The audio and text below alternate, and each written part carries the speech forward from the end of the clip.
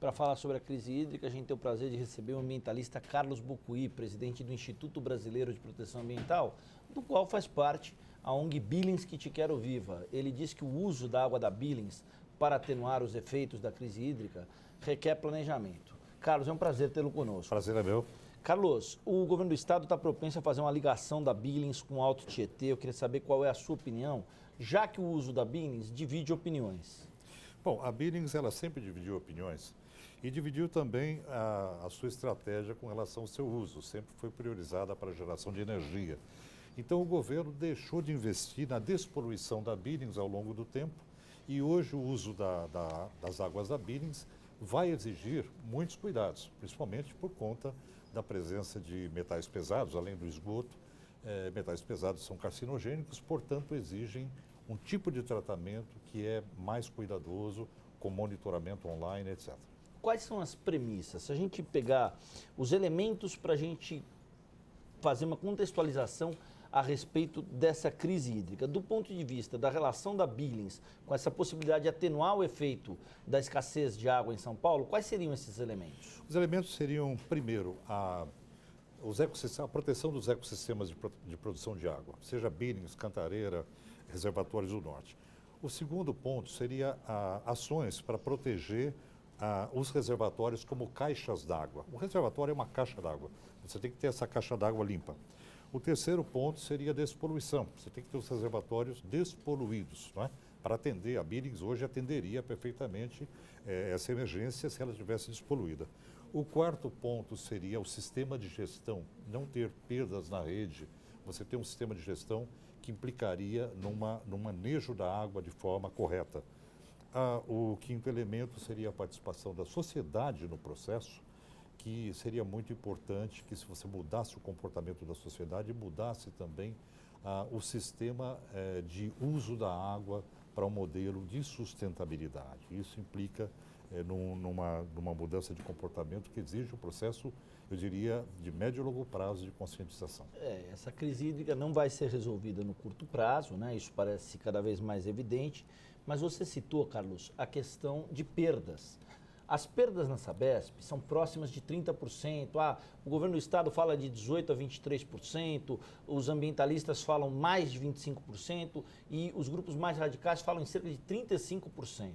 Eu queria saber qual é o parâmetro que a gente deve... Eu acho que o próprio governo está admitindo hoje que é 35%, 37%. Inclusive, esse dado consta do dado nacional de pesquisa, de divulgação sobre água no Brasil, e está no nosso relatório de vulnerabilidade hídrica de São Paulo. A gente cita esse número, né? Agora, é importante dizer também que, além da perda, há um outro componente, que é o componente climático, que eu deixei de me referir entre os 5 elementos, e deixei isso fora porque é uma questão mais global, da importância de proteção dos ecossistemas de produção de água, do ponto de vista de transposição de umidade que vem de outras regiões. Se nós não cuidarmos também da umidade que vem para São Paulo, não é? Da chuva, não é? E isso tem que ser cuidado, por exemplo, porque 40% vem de outras regiões do Brasil, como a região norte. Agora, parece inevitável que a água da Billings seja usada no futuro, certo?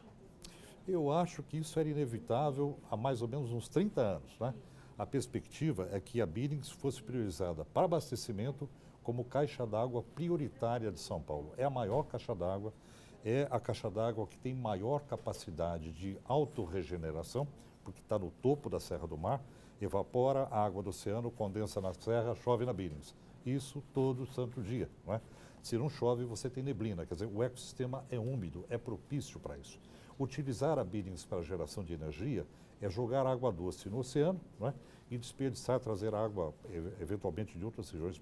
Para se ter uma ideia, o que se joga hoje de água da Billings no oceano para geração de energia, se você fosse pagar para trazer de outras regiões, o custo disso, além do recalque, o custo operacional, não se gastaria menos que 2 bilhões de reais para uma obra como essa. Então, nós temos que falar aqui de uma engenharia inteligente, não é? No sentido não só de garantir a sustentabilidade, mas também garantir a boa gestão dos recursos públicos. Então, engenharia inteligente, garantia da sustentabilidade, uso da água da Billings, aí surgem as polêmicas. Primeiro, o controle mecânico ou químico para retirada das macrófitas, das algas. Bom, e o segundo, a presença de metais pesados. Alga. Alga, ela não aparece por nada. Ela aparece porque tem esgoto e tem luz do sol. Luz do sol é bom, é inevitável. Nós vivemos num país tropical com muita insolação.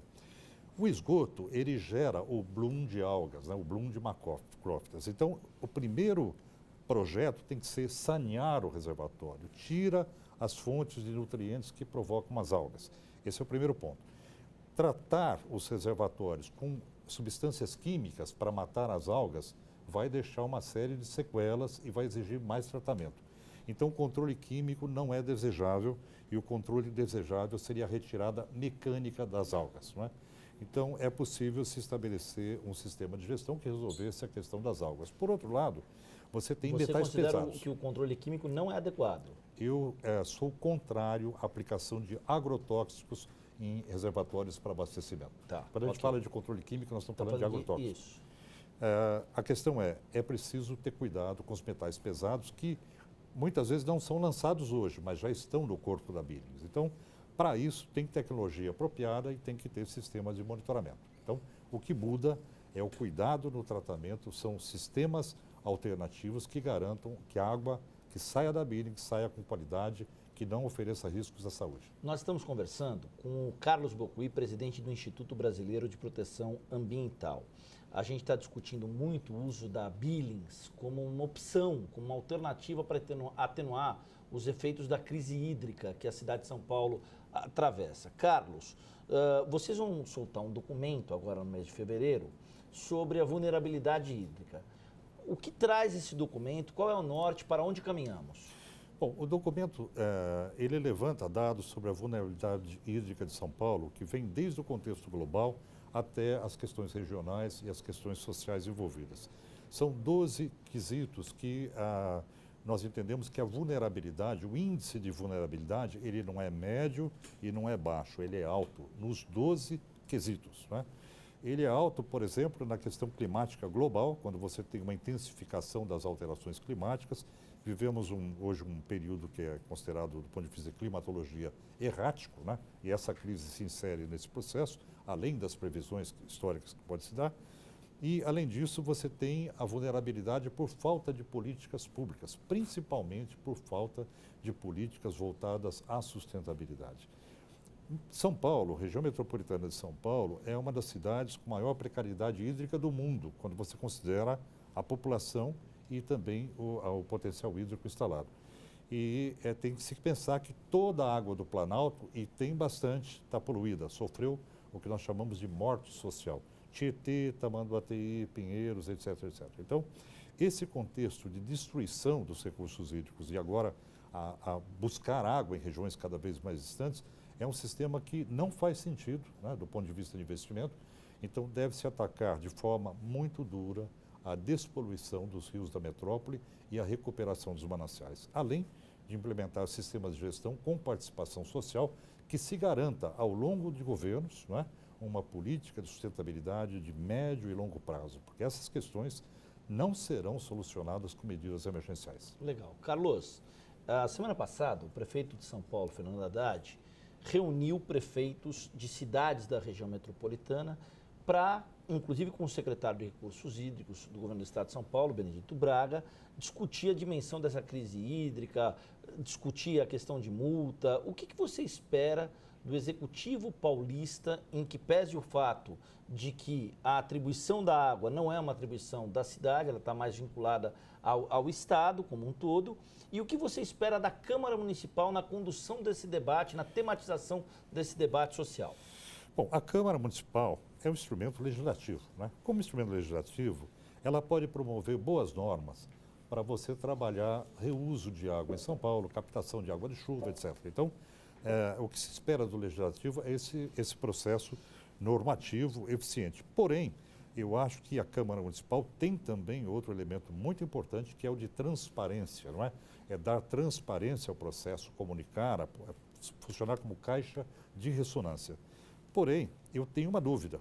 Quando eu vejo a exposição do governo do estado, e eu assisti no Consema a semana passada, eu percebi claramente que se trata de um cronograma de obras de curtíssimo prazo para enfrentar a crise.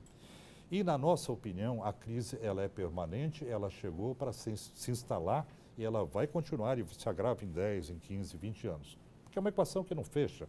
Você tem demanda crescendo e destruição de mananciais do outro, não é?